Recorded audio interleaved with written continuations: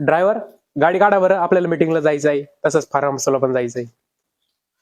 जेवण करतो आणि जेवण झालं की मी तुम्हाला लगेच ऑफिसला सोडतो.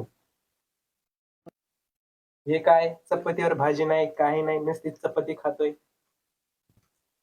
आईने उठून 5 वाजता स्वयंपाक करून दिला, पण भाजीला उशीर होईल म्हणून मी 2 चपाती घेऊन ड्युटीवरती आलो साहेब. बरं, तुम्ही आपल्या फॅक्टरीच्या कॅन्टीन मध्ये काय जेवण? काय साहेब, प्रत्येक महिन्याला इथं आम्हाला 1,500 रुपये कॅन्टीनला द्यावा लागेल. आम्हाला रूम भाडं बी द्यावं लागतं आणि माझ्या 2 बहिणीचं लहान शिक्षण बी चालू आहे आणि ते ह्या सगळ्या गोष्टी परवडत नाही साहेब. अरे तुझ्या बहिणी काय शिकतात? सर, माझी वाली मोठी बहीण आहे ना, ती डॉक्टरची परीक्षा देते आणि जी लहानी बहीण आहे ती पोलीस भरतीची तयारी चालू आहे तिची वाली. अरे वा, खूपच छान शिक्षण घेतात तुमच्या बहिणी. दादा, मी तुमची राहायची सोय करतो, का मॅनेजरला कॉल लावतो.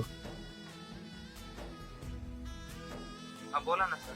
ते आपले कंपनीचे ड्रायव्हर आहे ना, त्यांची राहण्याची सोय करा, जेवणाची सोय करा आणि त्यांच्या पगारमधून ना कुठला चार्ज काटू नका.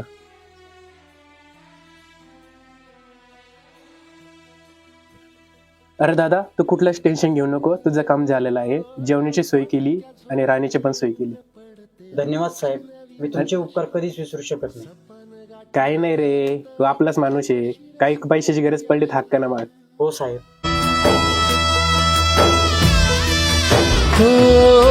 फाटक्या जोडीत येऊन पडते रोजची